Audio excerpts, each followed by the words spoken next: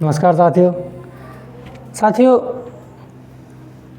आज हम देखते हैं कि छोटी छोटी बातों पर जरा सी कोई बात सामने आई और हम अपनी सहन शक्ति खो देते हैं, जबकि हमको धैर्य रखना चाहिए, क्योंकि धैर्य के बिना कोई भी कार्य अपने लक्ष्य सिद्धि तक नहीं पहुंचता।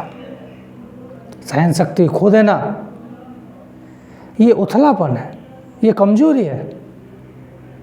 इसीलिए कबीरदास जी ने कहा, खोद खाद धरती सहे, काट कूट बन राय, कुटिल वचन साधु सहे, और ते सहा न जाए।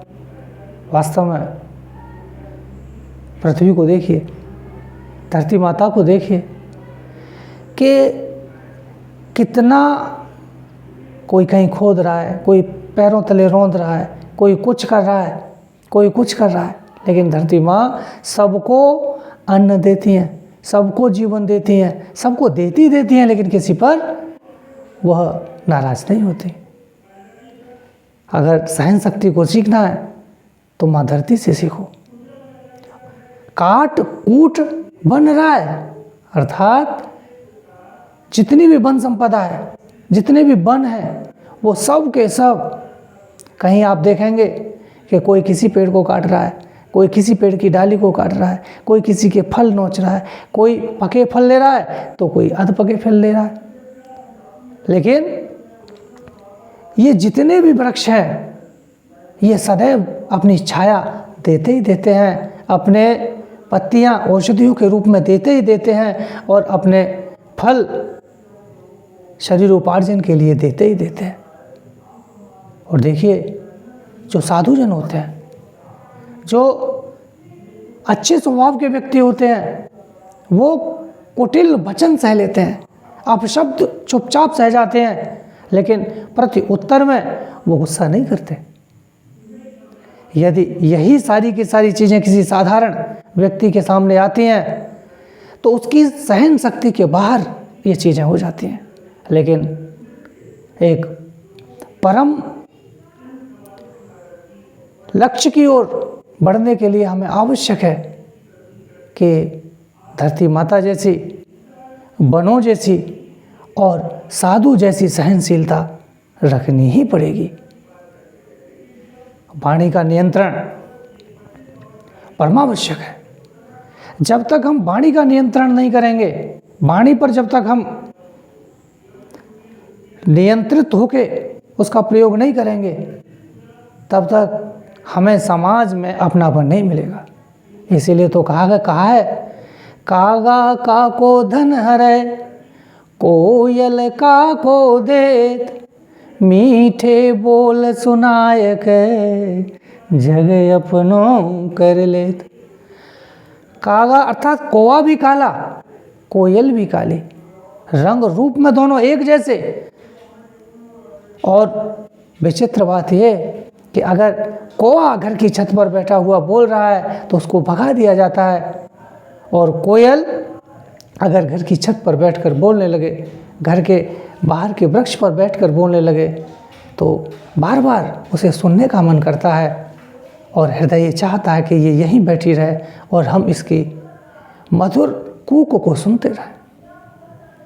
देखिए, का से कौवा की भी शुरुआत है और का से कोयल की भी शुरुआत है। रंग रूप में भी दोनों एक से हैं, लेकिन अंतर सिर्फ व्यवहार का और वाणी का है कि एक पूरे संसार का हो जाता है और एक पूरे संसार में उपेक्षा का पात्र होता है, तिरस्कृत होता रहता है।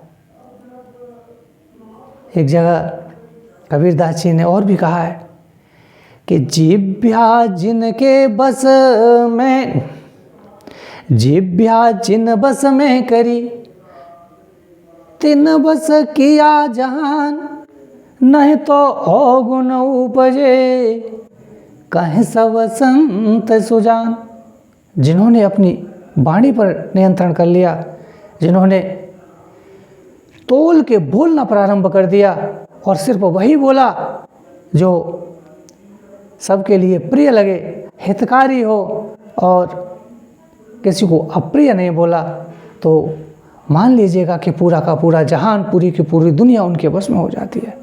और अगर आपने अपनी वाणी पर नियंत्रण नहीं किया, वाणी को संयमित नहीं किया, वाणी पर अधिकार नहीं पाया, तो फिर अवगुण पैदा होने लगते हैं, ऐसा विद्वानों का मत है।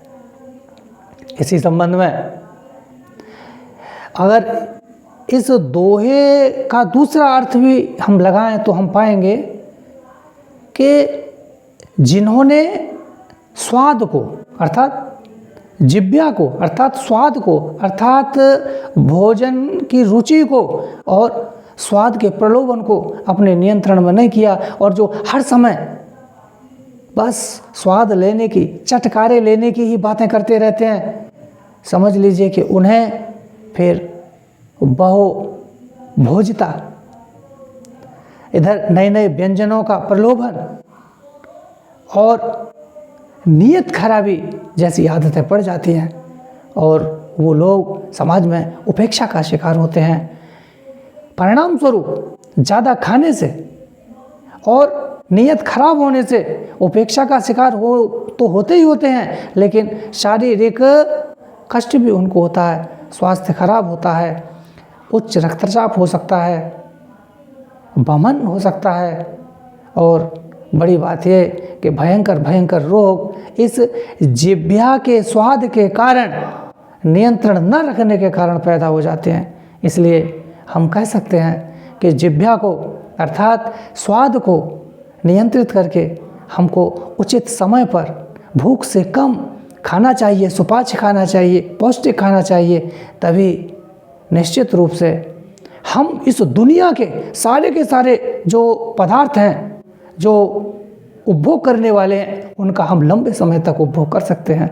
अन्यथा हम रुग्णी होकर जल्दी ही इस दुनिया से विदा हो सकते हैं। इसीलिए कहावत कही गई है कि मनुष्य अपनी कब्र को दांतों से खोदता है, अर्थात हर समय जिह्वा के स्वाद में बस दांतों को चला चला के पेट में कभी कुछ अगड़म झगड़म डालता ही रहता है, और परिणाम स्वरूप भयंकर रोग उत्पन्न होने लगते हैं। इसलिए जिह्वा का नियंत्रण भी आवश्यक है। एक अर्थ ये भी बैठता है।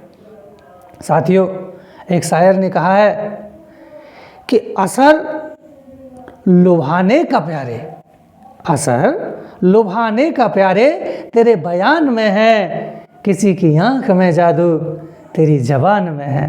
जिह्वा में, बोलने में, वाणी में वास्तव में बड़ी शक्ति होती है, और वाणी अगर संयमित करके बोली जाए, अगर मधुर वचन बोले जाएं, तो समझ लीजिएगा कि मधुर वचन एक औषधि का कार्य करते हैं, पूरे जहान को, पूरी दुनिया को अपना बना देते हैं, और फिर कोई दूसरा रहता ही नहीं, पूरा संसार अपना घर हो जाता है।